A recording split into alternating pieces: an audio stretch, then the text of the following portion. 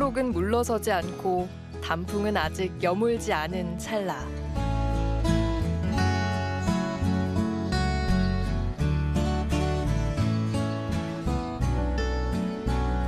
조용히 사색에 잠기며 새로운 계절의 변화를 느껴봅니다.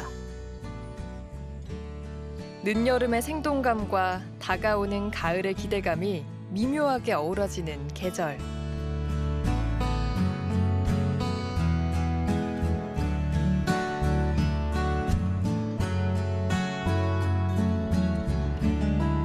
청명한 하늘과 선선한 바람이 좋은 날, 시간과 속도의 굴레에서 몸도 마음도 벗어나고 싶어집니다.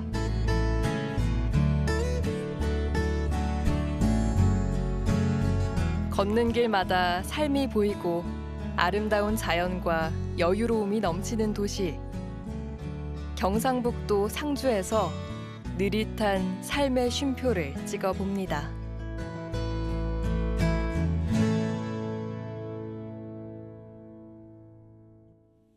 절벽 위 호젓한 정자와 어우러져 한 폭의 그림과 같은 장각폭포입니다. 속리산 천왕봉에서 시작한 개울물이 흐르고 흘러 안반 절벽을 타고 떨어진 자리, 작은 연못을 이룹니다.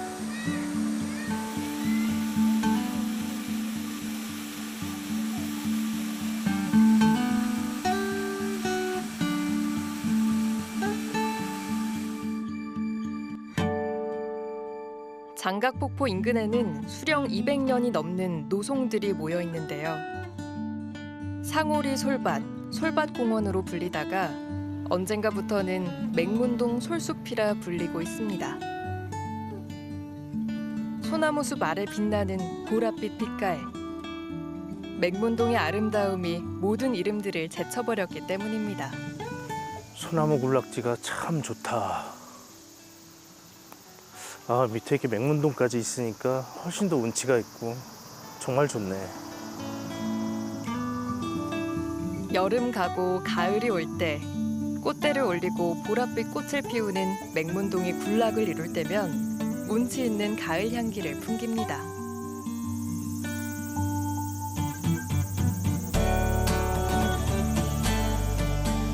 야, 좋다. 잠시 쉬어가는 느낌이 참 좋네.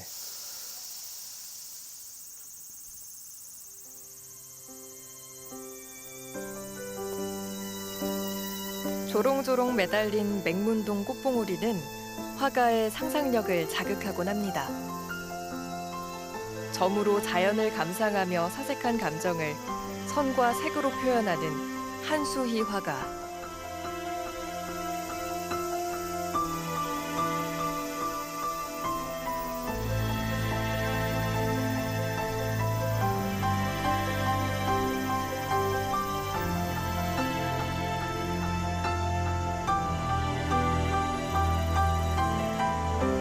깊은 계곡에 맞닿아 그윽한 안개 자욱한 새벽녘.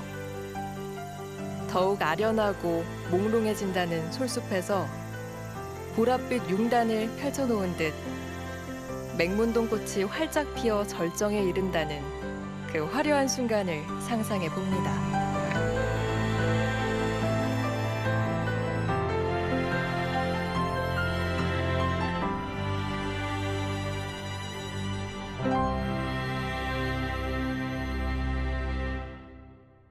우리가 그런 게 있는 것 같아요. 있는 그대로를 보는 것도 있겠지만 특히 화가들의 눈에는 바람이 항상 섞여 있는 것 같아요. 그래서 아직 맹문동이 많이 피진 않았지만 어느 순간 제가 떠난 뒤에 이렇게 만개한 맹문동이 분명히 있을 겁니다. 직접 저는 보지 못했어도 그 바람을 한번 표현해 봤습니다.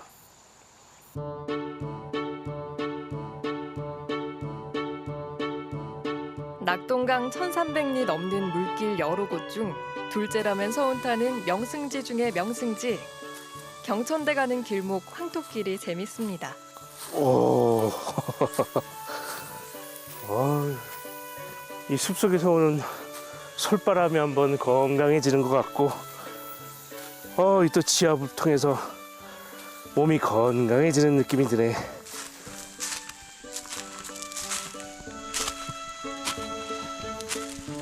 콩알만하게 빚은 황토 자갈 위를 한 발 한 발 맨발로 걷다 보면 온몸이 시원해지는 느낌인데요.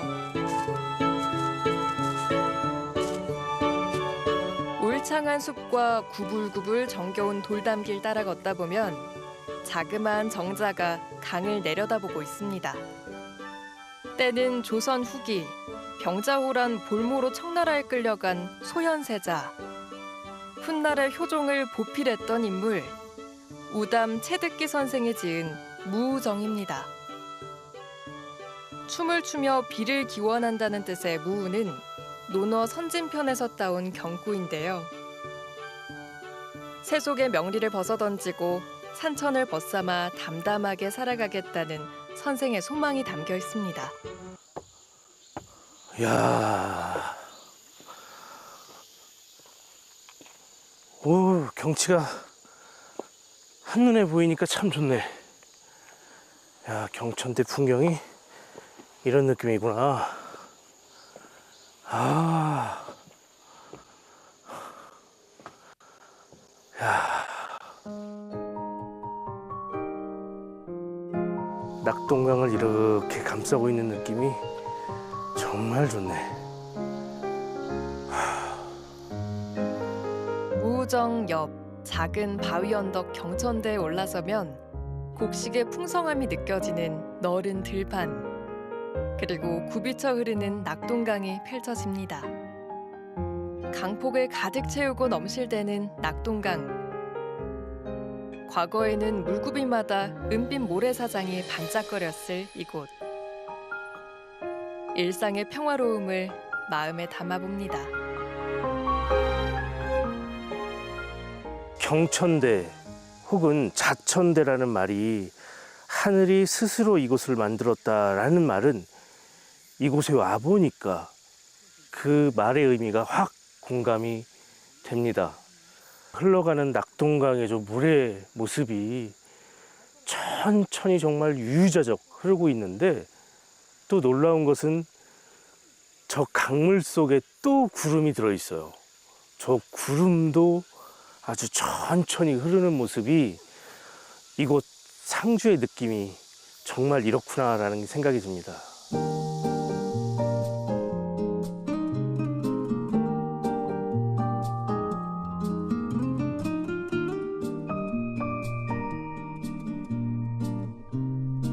두둥실 떠가는 구름처럼 유유히 강물을 따라가다 자연스러운 물의 흐름에 의해 쌓이고 만들어졌다는 경천섬을 만났습니다.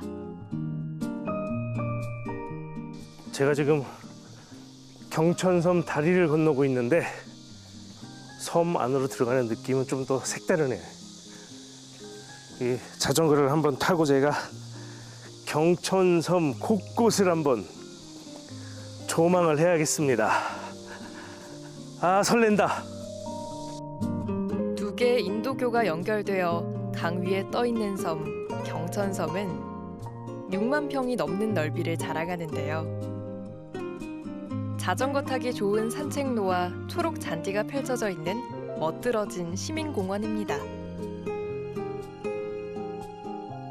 다리가 없던 시절에는 철새들만이 머물러 오리섬으로 불렸던 이곳은 이제 계절마다 화려한 꽃들이 가득한 명소입니다. 야생동물과 식물을 만나고 자연의 소리를 듣다 보니 저절로 감성이 충전되는데요. 사방이 탁 트인 경관과 따뜻한 햇볕, 세상 모든 근심을 잊게 해줍니다. 다양한 레저 활동으로 활력을 불어넣는 추억까지 만들 수 있기에 남녀노소 누구나 애정을 가질 만한 곳입니다. 이 길들이 낙동강을 따라서 이렇게 평지로 이루어져 있어갖고 낙동강 주변을 같이 산책하는 느낌이 너무 좋습니다.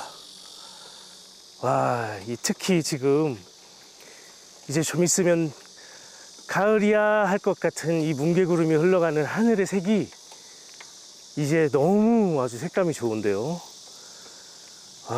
이제 녹음이 좀 물러가고 오색 단풍이 이제 가까이 오는 계절이 기대됩니다.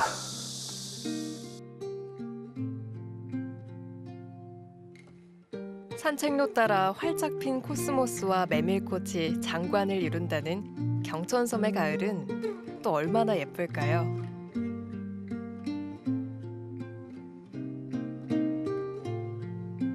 자연과 인간이 공존할 수 있는 도시. 상주만의 독특한 개성을 뽐낼 수 있게 만든 수많은 요소 중 하나는 자전거입니다. 국내 최초로 자전거를 테마로 한 상주 자전거 박물관은 자전거의 모든 것이 담긴 그야말로 자전거 천국입니다.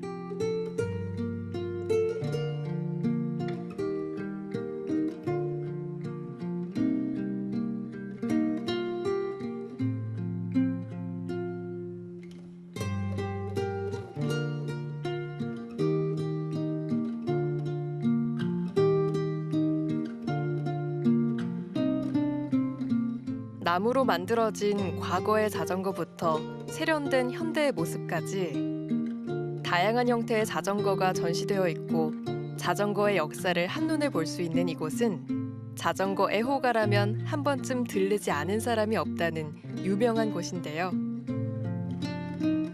이곳 상주의 자전거 박물관이 들어서게 된 이유는 전국에서 자전거 보유 대수가 가장 많고 상주의 자전거 교통수송 분담률이 높아 선진국과 비슷한 20% 정도이기 때문입니다. 지금도 상주에 가면 어느 곳에서나 쉽게 자전거 도로와 자전거 주차장을 볼 수 있는데요. 상주는 자전거 문화의 오랜 전통이 눅진하게 녹아있는 도시입니다.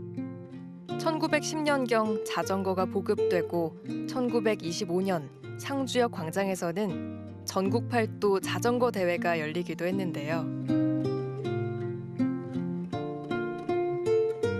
상주 시민들과 자전거의 인연이 깊은 또 다른 이유는 무엇일까요? 높고 험한 산이 많은 것보다는 낮고 평평한 평지가 많기 때문에 누구나 쉽게 자전거를 탈 수가 있었습니다. 두 번째로는 자전차왕으로 유명한 엄복동 선수가 우리 상주에서 열린 전국 조선 팔도 자전거 대회에서 우리 상주 출신의 박상헌 선수와 함께 출전을 해서 우승을 하였습니다. 우리 민족의 한을 자전거로 풀어냈었고요. 그걸 계기로 해서 좀 더 확산되는 계기가 있어서 우리 상주시가 자전거 명품 도시로 거듭날 수 있었다고 평가받고 있습니다. 하늘에는 안창담, 땅에는 엄복동이라는 말이 있듯이 일제강점기에 엄복동 선수는 박상원 선수와 함께 민족의 울분을 달래주고 통쾌함을 안겨준 상주의 대표 인물이었습니다. 상주의 정체성과 자긍심을 높인 자전거. 자전거 도시의 명성은 오늘에도 이어집니다. 이 자전거는 2018년 자카르타 팔렘팡 아시안 게임에서 당시 우리 상주시청 소속 나아름 선수가 여자 도로 독주, 여자 개인 도로에 직접 출전했던 금메달 2관왕 자전거가 되겠습니다. 그리고 전국에서 지금 자전거 제1종 전문 등록 박물관이 우리 상주 자전거 박물관밖에 없습니다. 유일합니다. 그래서 실질적으로 아시안 게임에서 금메달 땄던 자전거를 전시된 거는 여기가 유일하다고 보시면 되겠습니다. 이곳 박물관에는 특이하고 멋진 자전거도 많이 볼 수 있습니다. 목재 프레임과 카본, 티타늄 등을 이용해 만들었다는 독일의 명품 자전거가 선보이는 날렵함에 직접 타고 속도를 느껴보고 싶은 마음이 부풀어 오르는데요. 자전거에 관한 전문 지식이 없어도 그저 보는 것만으로도 재미있어 보이는 각양각색의 자전거들. 무려 5층으로 이뤄졌다는 이 고층 자전거도 참 신기하죠. 지금 대한민국에서 한 대밖에 지금 없는 겁니다.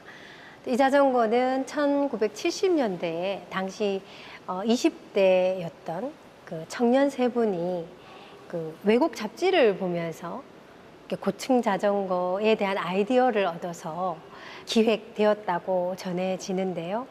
만들기는 우리나라에서 유명한 그 자전거 회사에서 3대 정도를 만들었다고 합니다.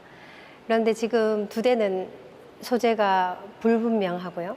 지금 우리 박물관에 이 기증된 1대만 지금 대한민국에서 있는데, 우리 시가 1999년에 제1회 자전거 축제를 열 때 퍼레이드에 직접 참여했던 그런 자전거입니다. 그리고 당시에 1900년도, 2000년대 초에 그 축제할 때 이 자전거를 타고 축제 퍼레이드에 참여했던 그런 자전거라고 할 수 있습니다. 박물관의 또 다른 공간에서는 140여 개 나라의 자전거 관련 우표 500여 점을 만나볼 수 있습니다. 클래식, 경기용, 우편 배달부 등 다양한 종류의 자전거와 유명 세계 자전거 대회를 담은 우표들인데요. 작은 네모 속에 쌓인 상주에 쌓인 세상의 자전거를 이색적으로 만나볼 수 있습니다.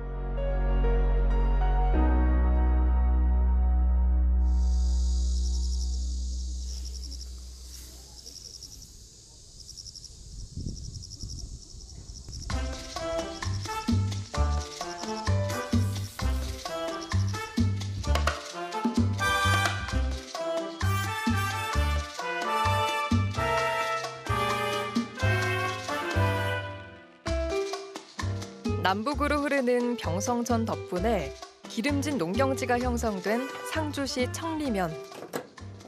농산물이 풍부하고 인심 좋은 이 마을에 자전거 사랑이 남다른 주인공이 있습니다.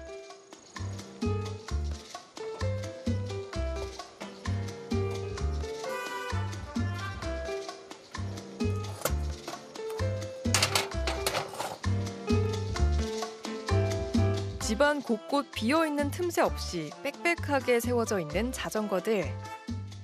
짬만 나면 쓰다듬고 닦아주는 주인 덕택에 깨끗하게 보존되고 있습니다. 여기가 일부 있고요. 또 뭐 우리 집에는 구석구석 좀 뭐 공간만 있는 데는 자전거가 있습니다.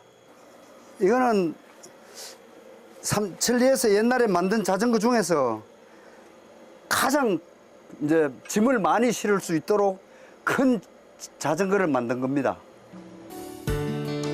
과거 쌀집 자전거로 유명했던 화물 운송용 자전거입니다. 두꺼운 강철로 프레임을 만들어서 쌀 한 가마니를 싣고서도 너끈하게 버틸 수 있었다고 하는데요. 이제는 오래된 점포에서나 간혹 눈에 띄는 골동품이 되어버렸습니다. 자꾸 세월이 지나면서 보기가 힘들어지는 물건들, 나중에 또 교육 자료나 이런 뭐 추억거리나 이런 게 될 수 있도록 저는 버리지 않고 모아 놓습니다.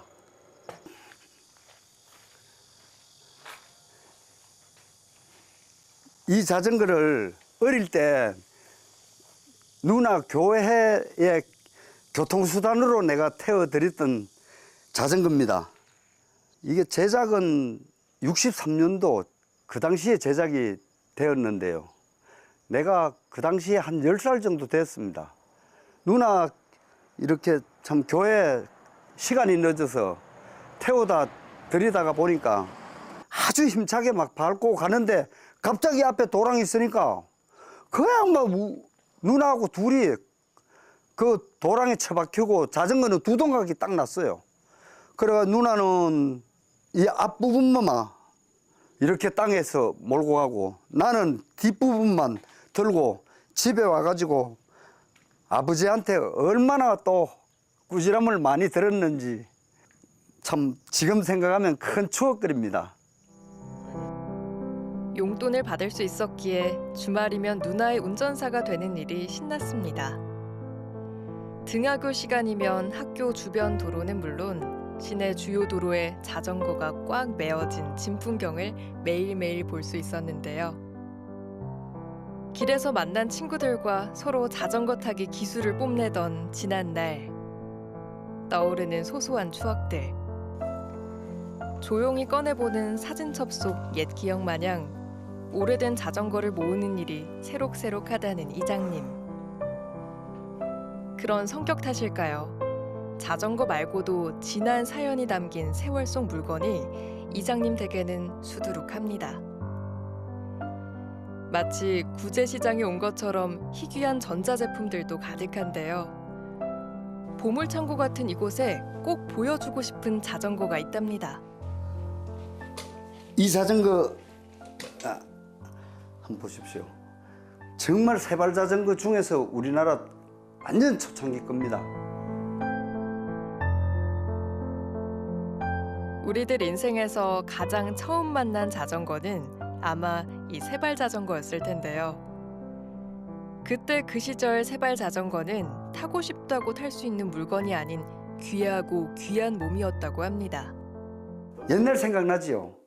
저 자전거 하나만 있으면은 옛날에 저 자전거 얼마나 갖고 싶었는지 우리 어릴 때는 그 당시는 돈이 귀하니까 이런 거 살라 그러면은 또 쌀 가마니 값 이상으로 줘야 됐거든요.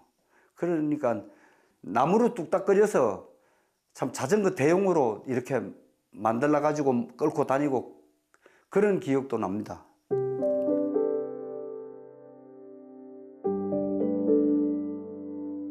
요즘 이장님의 관심사는 자전거 뒷자리입니다. 자식들 키우고 거두느라 밤낮 없었던 어머니. 다 큰 아들이 운전하는 자전거 뒷자리에서 노모는 소녀가 됩니다. 수십 년을 살아왔음에도 감탄할 것들이 어찌나 많은지요. 좋은 것 더 많이 보여드리고 싶은 마음 담아 어머니의 밝은 미소를 떠올리며 모아둔 자전거 하나하나 닦고 조이는 일에 열심입니다.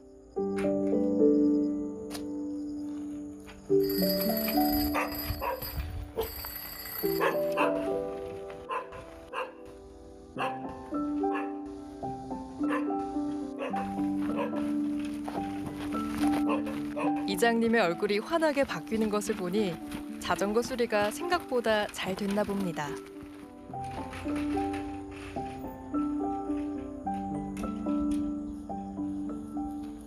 내가 또 살아있는 한 이 자전거는 사랑해야지요. 지리적 조건으로 너무 평지고 좋은 이 우리 상주를 자전거 많이 이용해서 건강 관리도 하고 자전거하고 같이 부각시켜 줬으면 좋겠습니다.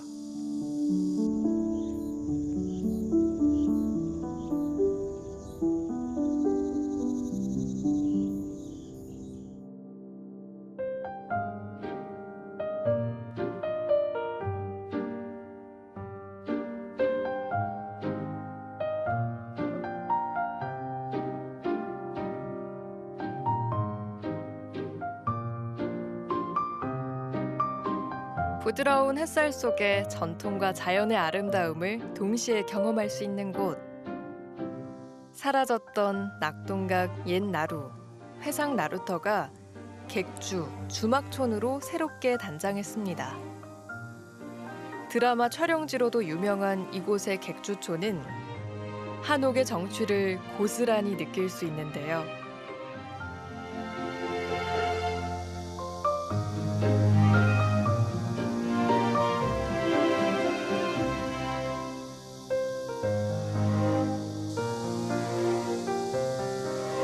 잘 조성된 산책로를 걷다 보면 주막촌이 나타납니다. 아, 아니 이거, 야 이거 어렸을 적에 책상에 이렇게 앉아가지고 도시락.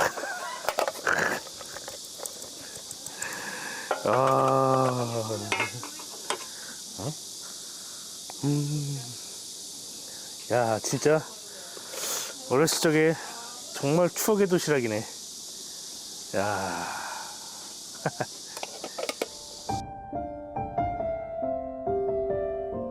보온 도시락이 없던 시절, 추운 겨울 교실 난로 위에 양은 도시락을 쌓아두고 시시때때로 위아래 바꿔가며 먹었던 기억이 떠오릅니다. 여기 뭐 테이블을 안녕하세요. 안녕하세요. 안녕하세요. 정리하고 계시네요. 예. 아니 테이블을 정리하시는 거 보니까 예. 뭐 이렇게 밥을 먹을 수 있는 곳. 예, 여기 이제 옛날 그 촬영장을 이렇게 식당으로 해서 식사하는 곳입니다. 예. 예전에도 이 상주가 그러면 실제 그 상인들한테 아주 부부상들한테 아주 유명했던 곳인가요? 그렇죠. 여기가 상주가 왜 우리나라의 중심지 아닙니까, 상주가? 상주가? 예, 예. 아. 딱 보면 상주가 딱 우리나라 남쪽에 딱 중앙에 위치해 있습니다. 아, 옛말로 그 교통의 여지입니다. 예. 사통팔달. 예, 예, 예. 아, 그 부부상들이 남쪽이나 예. 북쪽으로 가기 위해서 꼭 거칠 수밖에 없는 곳이었나 보군요. 그렇죠. 예. 와. 그러면 야, 이 주막에선 뭘 먹어야 됩니까? 주말에서는요? 네. 아, 여기는 뭐 비빔밥. 아, 예. 비빔밥. 예, 일단 비빔밥을 드셔야 되고, 예. 그리고 상주 배차전. 배차전. 예, 예. 아, 이게 사투리구나. 예, 예. 아, 배추전인데 네. 배차전. 예, 아, 상주 이 사투리로 배차전. 상주는 배추를 배차라고 그래요. 예, 재미있게 하자, 배차라면. 그럼 저도 비빔밥 예, 예. 한 그릇하고 배차전. 예, 예. 아, 이게 되게 정감 있어서 좋은데요. 배차전. 고소한 밥과 제철나물을 섞고 특제 고추장으로 비빈 비빔밥. 상주 시민의 향토 음식 배추전에 부드럽고 구수한 도토리묵 무침까지 신선 노름 제대로 할 수 있는 한상이 차려졌습니다. 야, 진짜 푸짐하다. 이 상주 여행에서 아, 이런 또 주막에서 또 이런 음식을 먹을 줄은 아유. 야.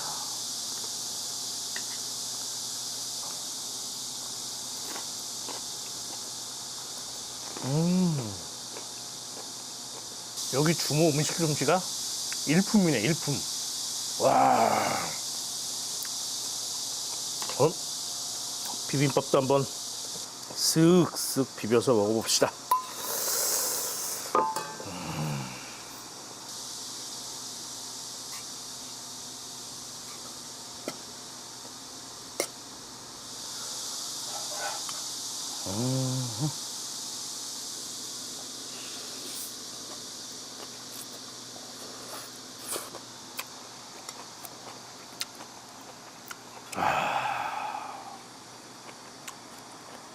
경치 한번 취하고 맛에 한번 취하고 와. 특히나 아무리 맛있는 음식도 이런 경치 좋은 곳에서 먹어야지만 이게 또 제 맛을 발휘하는 거 아닌가 이런 생각이 드네요. 재료 하나하나가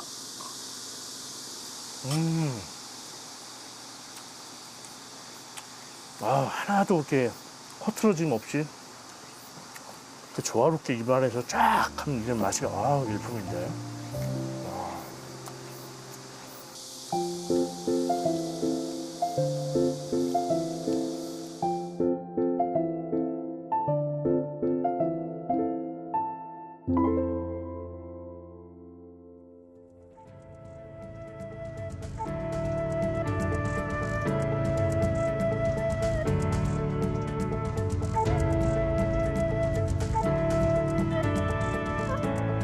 이곳 회상나루는 목재나 농산물을 운송하는 데 있어 중요한 통로였습니다.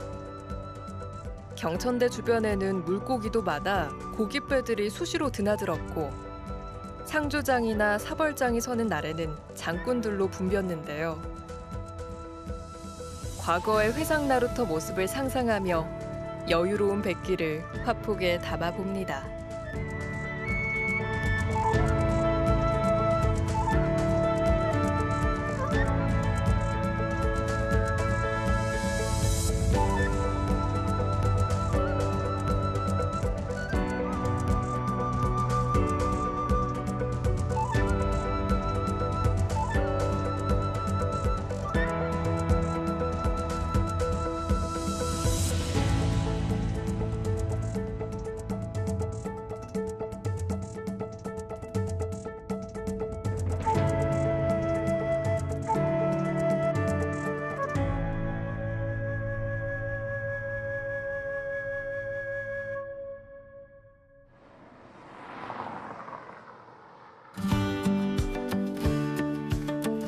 현재 상주를 대표하는 상징물을 꼽으라면 아마도 이곳 경상제일문이 으뜸일 겁니다.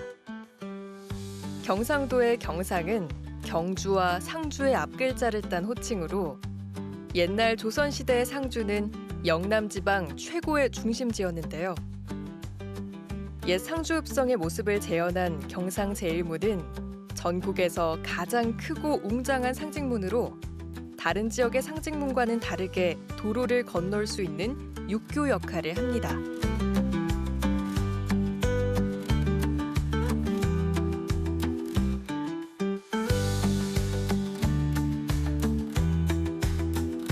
경상제일문 바로 옆에 영남제일의 상주시대를 재현한 경상가명공원이 있습니다.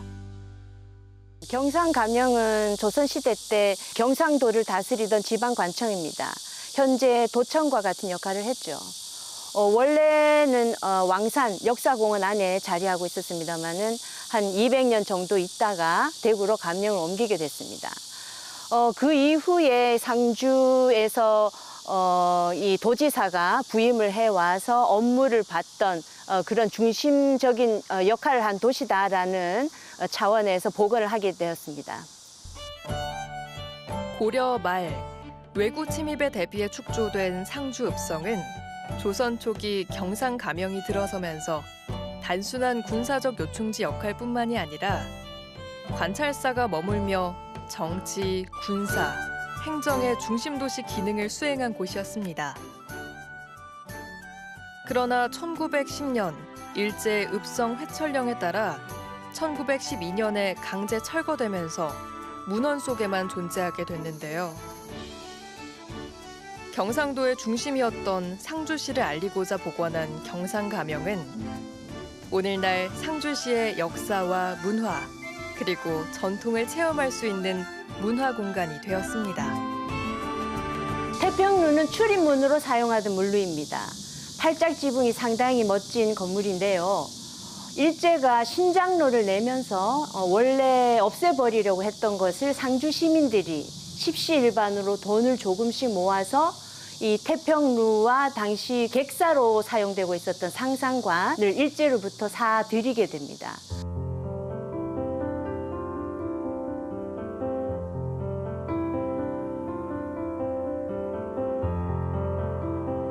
경상가명공원은 18개 동의 전통 한옥시설과 쉼터 마당, 가명 이야기길 등이 조성되어 있습니다. 재미있는 의복 체험도 가능한데요. 관찰사, 포졸, 아전, 주막 여인 등 준비된 의복도 다양합니다. 수령이 업무를 보던 공간인 청유당은 관아의 중심 건물인데요.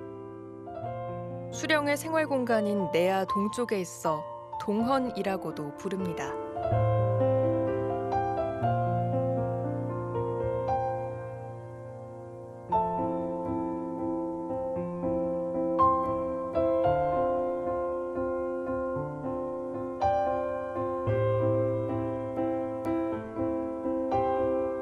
청유관의 별관인 재금당은 가벼운 업무를 보거나 손님을 맞이하던 장소입니다. 경상감사는 도정을 총괄하는 사람이어서 관찰사라고도 하는데요.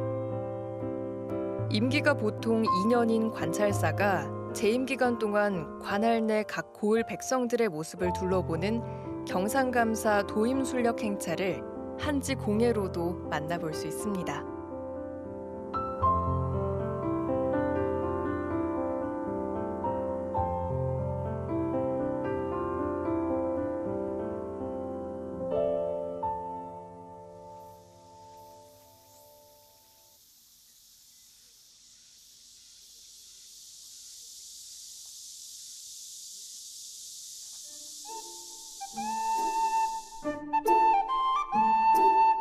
상주시 청리면 윤리 1길.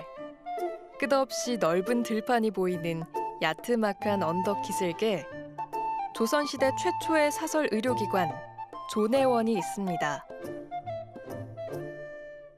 단순한 약재 제공을 넘어 의술을 시행한 민간 의료시설입니다.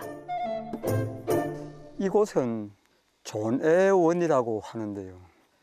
가장 간략하게 한마디로 함축해서 말씀드리면은 상주 선비들의 자존심을 나타내는 결과물이라고 저는 이야기를 하고 싶습니다. 임진왜란이 끝이 나니까 우리나라 백성들이 그간 전쟁에 시달리고 못 먹고 질병에 시달리고 얼마나 사는 생활이 핍박해졌겠습니까? 궁핍하죠. 백성들을 차마 눈 뜨고 볼 수 없어서 이런 존애원이라는 건물을 지어서 편액을 존애원이라고 그러는데 이 말은 존심애물에서 나온 말이거든요. 그러니까 내 본심을 지켜서 사람을 사랑한다. 그 높은 뜻을 이 편액으로 걸고 이제 우리 아픈 백성들을 치료하기 시작했죠.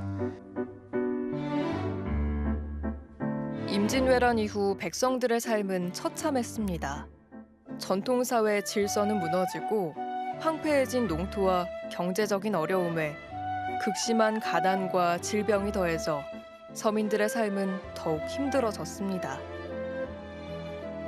이러한 상황에서 상주의 선비들은 병든 백성을 치료하고 아픔을 보살피는 것이 가장 시급한 문제라고 판단했는데요. 뜻있는 13개 문 중 30여 명의 선비들이 1599년에 낙사계를 창설하고 임시 건물과 약재 창고를 갖춰 진료를 시작. 3년 뒤인 1602년 존해당을 갖추게 됩니다. 이 신분의 이 차별이 심했던 그 시절에도 계층 간에 그런 차이가 없이 백성 누구나 여기 이용할 수 있었던 그런 정신은 바로 상주 사람들의 넉넉한 그런 이 인심, 오늘까지도 그 DNA가 저는 지속돼 가지고 온다고 보는데 우리 상주에 오는 이 관광객 또는 내방객들이 그 정신을 한번 좀 알아줬으면은 대단히 감사하겠다. 개인적으로 그런 말씀을 드리고 싶습니다.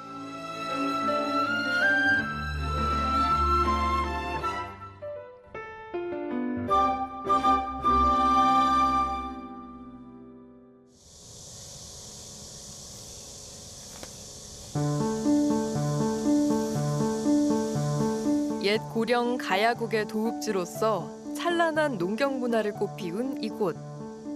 천년고도 상주시 함창읍입니다. 이곳은 상주시의 제1호 슬로시티 마을이기도 합니다.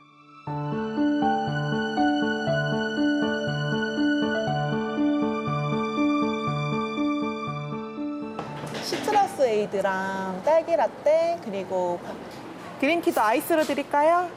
네, 다 아이스. 네.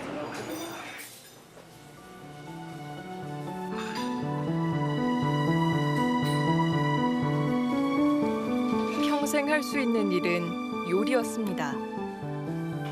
호주로가 프랑스 요리 과정과 레스토랑 경영학을 공부하고 5년 만에 돌아온 한국.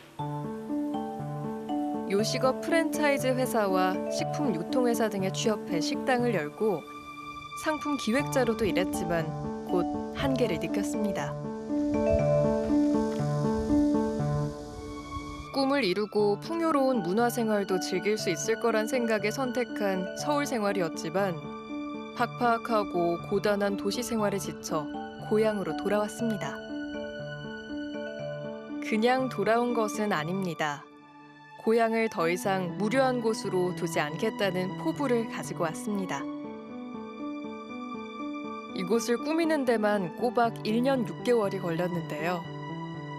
꽃과 나무를 심고 벽돌 하나하나 정성 들여 쌓아 카페, 정원, 책방으로 꾸몄습니다. 그렇게 꾸미다 보니 다른 카페에서는 보기 힘든 이색적인 공간도 만들어졌습니다.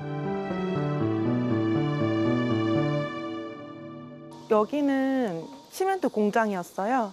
대한콘크리트라는 이름이었는데 그 후에 이제 숯가마 찜질방으로 바뀌었고 여기 옆에 보시면 있는 이제 핑크색 소금도 숯가마 당시 때 사용했던 흔적이에요. 안쪽으로 가시면 남아있는 6개의 굴도 수술 구워내고 남아있을 때 찜질을 즐겼던 장소고, 그렇게 사용되던 공간이 어떤 계기로 이제 폐업을 하시면서 10년 정도 방치가 됐고, 그 공간을 저희가 받아가지고 리모델링해서 사용하고 있습니다. 기다란 원목 탁자가 놓인 카페 내부에는 공간부터 여유로움을 느끼게 합니다. 그런가 하면 이색적으로 만든 이 공간은 허리를 반쯤 숙여야 들어갈 수 있는데요. 기존 건물 구조를 살린 이유는 무엇일까요? 사실 비용적인 문제도 큰 이유긴 한데요. 이제 공간을 사실 많이 다니면서 보면서 했을 때 결국에 내가 다시 돌아가는 공간 같은 경우는 뭔가 이야기가 있는 공간이더라고요. 저희도 이제 뭐 거대한 역사까지는 아니지만 과거 이제 주민들과 함께했던 오랜 기억이 있던 장소이기 때문에 이제 그러한 공간을 잘 저희의 방법대로 살리고 싶어서 이렇게 운영하고 있습니다.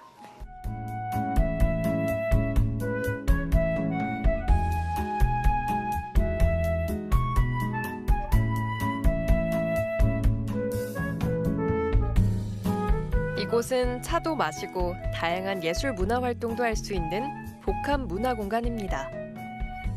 요즘 카페는 단순히 커피를 마시는 공간이 아닌 사람들이 편안하게 쉴 수 있는 공간으로서 더욱 사랑받고 있는데요. 마을에 사는 두 예술가가 놀러 왔습니다. 자수공예가와 누비공예가라고 하는데요. 각자의 작업에 열심입니다. 이 동네가 명주 마을이 있고, 그리고 70년대까지만 해도 명주 최대 산지였어요. 그리고 유일하게 잠사부터 이제 직조까지 이루어지는 마을인데도 불구하고 이제 이러한 분들이 생각보다 많이 알려져 있지 않고, 그러니까 동네가 사라질 수 있는 위기로도 연결된다고 생각을 해요. 근데 이걸 다시 올라갈 계기가 약간 이러한 작은 프로젝트를 연결하면서 이제 좀 활성화가 되고, 외지에서 이제 이런 것들이 좀 관광화가 되거나 아니면 알려지면은 좀 오셔가지고 활성화가 되면 마을의 수명이 길어지지 않을까. 로컬이 강하다는 것은 로컬의 문화 창출 능력이 높다는 뜻입니다. 독립적인 문화를 창출할 수 있다면 로컬 콘텐츠 중심의 지역 산업을 개척할 수 있는 일. 무엇보다 지역성이 강해야 하기에 가까운 사람들과의 문화 향유는 기본입니다. 청년과 장인, 디자이너의 협업을 이루는 로컬 크리에이터로서의 활약도 응원해 봅니다. 젊은 친구가 지역사회에 더군다나 이렇게 약간 외면당하고 있는 어떤 이런 분야에 대해서 관심을 가져주는 분이 사실은 처음 느끼는 것 같아요. 그냥 이렇게 공짜로 배우는 이런 이게 단기 강좌 같은데 이렇게 그런 데는 관심이 있어도 사실은 저렇게 이걸 활성화시켜줘야지, 활성화해서 그래도 맥을 이어야 되지 않나? 또 지역사회에 어느 정도 이렇게 보탬이 되는 어떤 일들을 조금 해야 되지 않나라고 생각하는 젊은 친구를 사실 처음 봤어요. 저는 여기서는. 네, 그래서 되게 감사하고 또 거기 얹혀서 저도 어째 조금 도움을 받아볼까? 그런 욕심도 있고요. 그동안 이곳에서는 유명 강사를 초청해 인문학 강의를 열고 지역 예술가들과 협업을 바탕으로 주민들을 위한 다양한 프로그램이 진행돼 왔습니다. 특별한 지식이나 재능 없이 그저 하고 싶고 누리고 싶던 것을 찾아 실천했을 뿐이라고 하네요. 저는 어릴 때부터 놀이동산 주인이 제 꿈이었거든요. 근데 여기가 저희 고향인데 돌아왔을 때 제 눈에 보이는 예쁜 것들은 굉장히 많아요. 그러니까 이렇게 명주도 포함하고 이제 대표님이 누비시는 지금 누빔 자켓 같은 것도 그렇고 이러한 뭔가 놀이기 같은 것도 제 눈에 너무 예쁜데 이런 걸 봐주시는 분들이 생각보다 많이 없으시고 또 이거를 어디서 잘 소비가 되고 있나? 어디서 많이 보고 있냐 봤을 때 서울에서 이런 방식으로 전시라든지 뭔가 판매를 했을 때 활성화가 되는 거예요. 그래서 우리 동네에도 저런 게 있으면 좋겠다라는 갈망?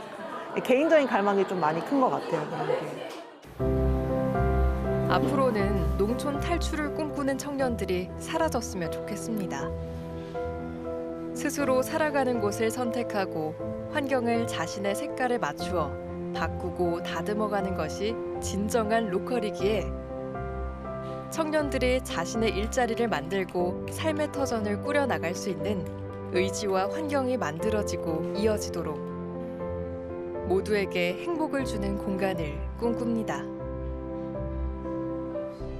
파이를 키우자. 지금은 다들 뭐 작은 콩 한 조각으로 싸울 때가 아니고 일단은 파이의 크기를 키우고 난 다음에 싸우시든 말든 마음대로 하셔라. 이 말을 진짜 많이 하거든요.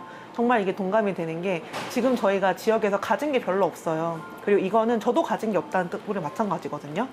그래서 이게 모두가 커지고 커지는 데 있어서 각자의 역할이 있을 거고 그 역할에 맞는 일거리와 그리고 거기에 맞는 보상이 주어진다면은 이 동네도 활성화가 될 수 있지 않을까.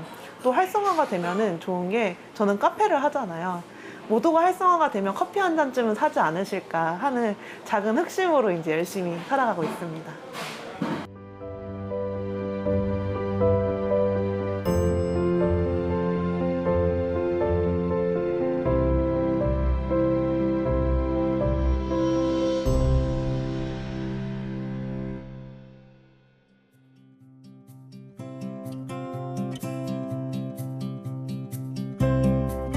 상주시 공검면에는 국내 유일의 논습지, 공검지가 있습니다. 콩 한 되를 볶아 한 알씩 먹으며 돌면 콩이 모자란다는 말이 있을 만큼 공검지는 크고 넓은 규모를 자랑합니다. 사만시대에 만들어진 것으로 역사적인 의미를 지니며 제천 의림지, 김제 벽골제, 밀양 수산제와 더불어 사만시대 4대 저수지로 알려져 있는데요. 다양한 동물과 식물이 서식하는 생태계 보물창고로 논습지로는 국내 최초 국가습지보호지역으로 지정되었습니다.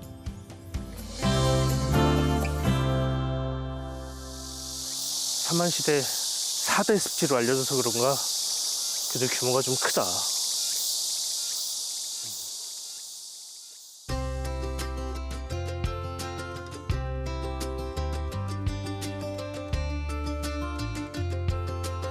천년의 역사가 살아 숨쉬는 이곳은 연꽃과 일몰이 아름다운 곳입니다.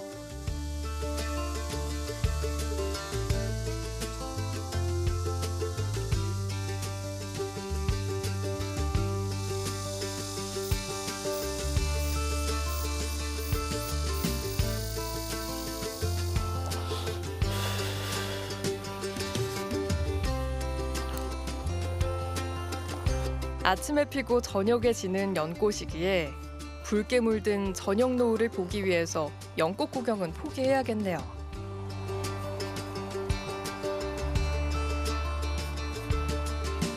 어느덧 점점 기우는 해의 속도만큼이나 화가의 손도 바빠집니다.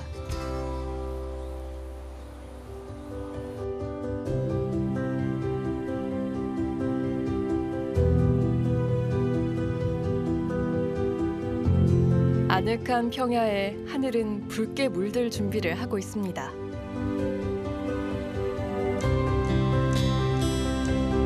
지평선 너머로 해가 떨어지며 노을이 감도는 순간 구름은 아름다운 예술 작품으로 하늘에 선보입니다.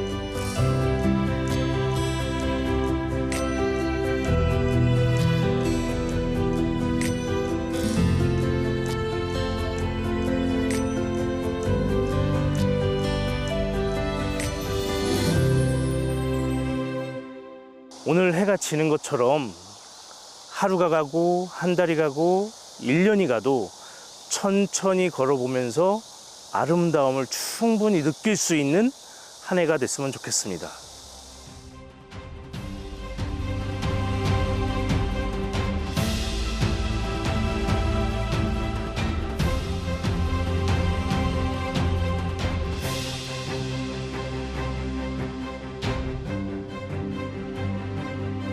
자연이 주는 싱그러움,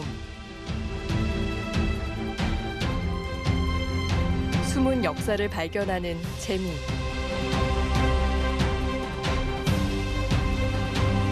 새로운 시선으로 바라보게 된 공간, 낯선 도시에서 찾은 삶의 쉼표, 경북 상주입니다.